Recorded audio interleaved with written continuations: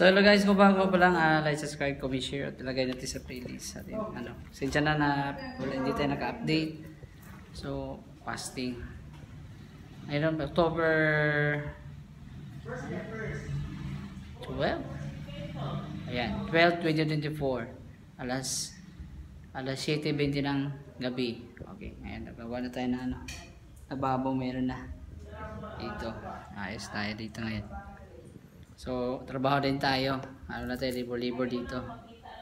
So, ngayon ay magta-topic tayo sa ating spiritual life and other topics in life. 2024 to 2019. Medyo malalim talaga to. Deeper exploration. So, ngayon, meron tayong mga good news ngayon. Good updates sa ating mga subscriber dyan. Okay. So, ito yung ano ko guys. Intake ko ngayon is vitamin C. 3 times a day ito. Kasi ang vitamin C, okay lang to siya ma-overdose. Kung pagod ka, puyat sa trabaho. Yung mga update ko yung previous days. So, ito yung tinitake ko. Maganda. Tinatry ko rin ni Kuya. Trabaho rin puyat. Grabe trabaho sa umaga. Maganda daw, sabi niya. Try ko rin siya ng ilang araw. So, yun lang tinitake ko. Vitamin C. Then, meron din tayong nalaman ngayon. Shungite. Saka ang big red sa Lazada. Puro lang sa Lazada at magdalawang araw dito. Shungite is anti-EMF bad radiation. Protect yourself and your loved ones. Original to kang big red. Ito ka Lazada. Yan. Lazada. Big red crystal shop Lazada. So hindi ako sponsor dito. Maganda talaga siya. Ito yung suot ko. So ito, tinetest ko siya sa ito 180 lang to siya. So tinetest ko siya dito sa multi-tester, itong aning. So tinetry ko siya dito sa may 200 millivolts voltage dito, at saka pwede dito sa ohms. So ang reading niya talaga, meron po talaga pero yung bato ng bulalakaw, meron din siya. Ang reading niya ay mga 15 yata, pero itong shungite guys ay pinakamataas yung reading niya, abot ng 150 to 200. Itong shungite, isang bato, matindi talaga to. So sinagdagan ko rin dito black shungite na bracelet din. So hindi naman tayo nagpabungga dito. Work tayo. So maganda talaga shungite guys, kasi ngayon sa mundo ngayon, yung bahay natin nandito tayo sa syudad, maganda, malinis ang lugar. Yung mga kuryente kasi dito sa malalungkot ka rin sa bukid, sa bundok. Kasi ano tawag ito? Oh. Ha? Wala ko lastiko. Tinapon na. Wala na ko lastiko. Gi-out na ako lahat. Wala, dili ko mag-imbak. Wala na. So, yan lang din po guys na dito kasi sa syudad, marami kasi mga transmission power, mga electronic gadget. Kasi yun ang dahilan talaga na stress, maliban sa consumerism, bili ng bili. Kasi hindi, parang kasi natindihan mo sa mall, parang yun talaga ng bili din nahabol ka ng fashion. Yun na napapahirap sa tao. Plus yung mga trabaho din dito, mga smoker din, mahirap din talaga. 3 times a day ang sigarilyo. Mahirap din kasi yan din masasabi ko, napakahirap talagang may sigarilyo. Nako, mahirap yan mga alak. Mahirap talaga may bisyo. Talagang mahirap na lifestyle. Mahirap i-maintain. Kailangan talagang may trabaho dyan. Yun lang din na ka ngayon, talagang panahon ngayon, be wise talaga. Yan yung libro dito na pang naman to sa financial. Itong pera tools at saka ang allowance na hindi bitin. 150 to So 300 yung dalawa. Pero marami ka talagang matutunan dito. Kasi sabi dito, paano umiwas sa utang, paano mag-savings. Totoo talaga na mayroon talaga siyang formula. Kasi pag bili ka, may trabaho ka, kung hindi ka marunong magtipid, mag-budget, bili ka, yun talaga nagpapahirap sa tao kung puro bili ka. Pero ang lang talaga is, ang iba kasi matakot magastos ka lang sa mga tamang pagkain, mga vitamins. Kung hindi pa na siguro natin afford tong Destina 1, hindi pa siguro ito ma-afford. Mahal talaga to. Mga 10,000 siguro. Dalawa dito 20k. Itong Yusan na medyo affordable to. Itong 4Life Transfer Factor. May search nyo na lang sa Google. Yan. Iba-iba yung tatlo yan. Pero ang pinakamaganda talaga Destina 1, yung pendant at saka yung water flux nila.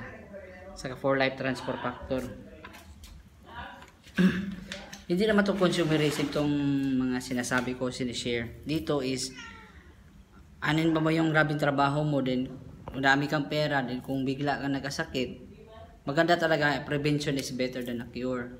Kasi hintayin mo pang lumala pang sakit mo. Meron nga iba, ika-afford nga sa sigarilyo at saka, yung alak lalo pa iba, droga di ba? Daming pera. Pero, anin ba yung marami kang pera kung nagkasakit-sakit ka na, pupunta ka sa doktor, wala lang na yung pera mo, ubos-ubos lang din yan. Pag magkasakit ka, yung papunta pa kasi emergency room pa lang, 10k na ngayon. Dati 5k pa dati. Hindi ka sa doktor or sa hospital kung wala kang down payment na 5k ka agad. O ngayon 10k na siguro, then plus ang araw-araw 2 to 3k ang sa last update ko last year, 2 to 3k ang per day na kwarto sa hospital. Napakamahal. Yun lang din na sinasabi ko is mura lang itong mga sinasabi ko. Itong mga multi-tester para sa test talaga. Tinetest ko yung Shungite. Talagang meron talaga siyang kuryente. Pa-anti-stress talaga siya. Itong Kirkland, magkano lang to? 1.5. 500 capsule, 500 tablet. Diba? Itong Shungite, 180 lang to sa Lazada. Talagang ito, mura lang. Kailangan talaga ng kaalaman. Hindi naman tayo nagwawaldas ng pera dito. Investment to the future kasi puro lang nagkain ng kain. Ang binili namin brown rice din. Mahal din ng red rice. Yun lang din na maghanap tayo na saan tayo makatipid. Saan tayo magagastos ng tama. Hindi naman tayo dito nag-share tayo. Hindi natin ginagawa yung ako sa akin dito sa kuwan. Yun lang din na masasabi natin na kapag wala kang alam, ligtas talagang may alam. Kasi takot kaya sila dito sa mga sinasabi ko pero pag yung mga may bisyo, dali lang yung 100 nila, 200. Parang minutos lang segundo lang. Napakahirap din. Parang talagang nakatali talaga sitwasyon mo. Lalo na pag droga na, yun talagang dahilan na magnakaw na. Ano na lang gagawin para makapera ka, para makabili ka din sa bisyo. Napakahirap talaga. Napakahirap. Itong Shungite yung binili ito, galit to sa Russia. Then, isang lugar lang sa buong mundo, mayroon lang ganito. So, tinetest ko talaga sa multi-tester para masabi natin totoo talaga. Meron talaga siya dito sa reading na sa DC. Sa 200 millivolts, saka 200 milliohms. Meron talaga siyang reading. Tinetest ko talaga paano So, sabi ko talaga na talagang kailangan talagang may kaalaman na tao. Kasi wala kang sabihin mong malaki ka nga ang pera mo, gaano kalaki ang pera mo, pag wala kang mga libro na babasahin mo, mga ideas, ang binili mo dito, idea, mga technique sa pera, pag gaano pa kalaki yung sahod mo, kung wala kang kaalaman sa pera, ubos-ubos lang yan. Paano mag-budget, paano mag-invest, paano makatipid, paano mag-budget, paano, maraming pag-aaralan ang pagpera, lalo na pagpapasok sa asawa. Kung wala kang kaalaman sa pera, kasama pa sa partner mo, di mo mabablame na ikaw bisisi mo sa asawa mo kasi walang kaalaman. Yung mga tao talagang nagmamadali, walang kaalaman, medyo walang plano sa buhay, then diretso nagdali na, sige na, ganyan. Then medyo wala pang negosyo, wala pa yung masyado pang naghahabol sa mga fashion. Ubus talagang pera mo dahil sa inflation.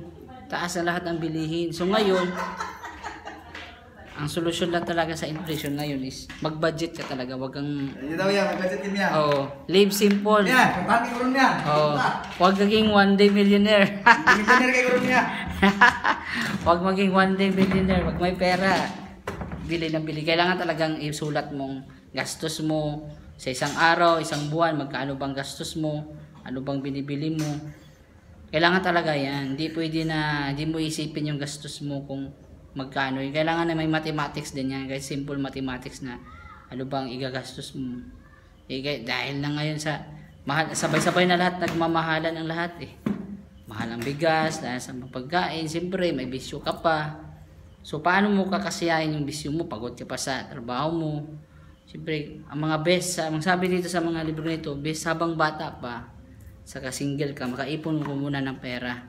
Yun talaga ang suggestion dito, lalo na sa mga estudyante, mga youth, na wag mo nang diretso-diretso talaga kasi maghanda ka.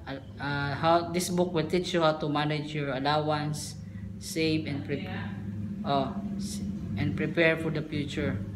Hindi pwede na basta-basta lang kasi sabi dito ang mahal maging estudyante ngayon. Lahat mahal, tuition fee, pamasahe, pagkain, books and materials. Isama nyo po ba dyan ang cellphone load, rent sa internet cafe? Siyempre budget para sa coffee dates with your barkada. Paano magkakasya ang allowance ninyo? 52 tips to earn more, earn pa more, save pa more, and give pa more. Yan ang sabi niya dito. Dito yan, may bihira lang ito na libro sa SM letter PCBS, Philippine Christian Bookstore. Kailangan talaga mag-budget ka talaga ngayon kasi kung hindi ka, wala kang kaalaman, sayang lang pera mo. Kasi ano lang ang gagastos mo. Kung hindi man para sa akin, siyempre doon yung mga alak. Siguro doon lang pera mo, wala kang makikita talaga. Sayang lang pera. Yun lang din na sa ngayong panahon na to, yan talagang may wais. Kung wala tayong foundation dyan, bago mo nagaganda ang buhay mo, kailangan talagang may gastos yan. May bibilhin kang mga kaalaman. Kasi kung wala kang bibilhin, wala kang idea o wala kang babasihan, wala ka rin pupuntahan.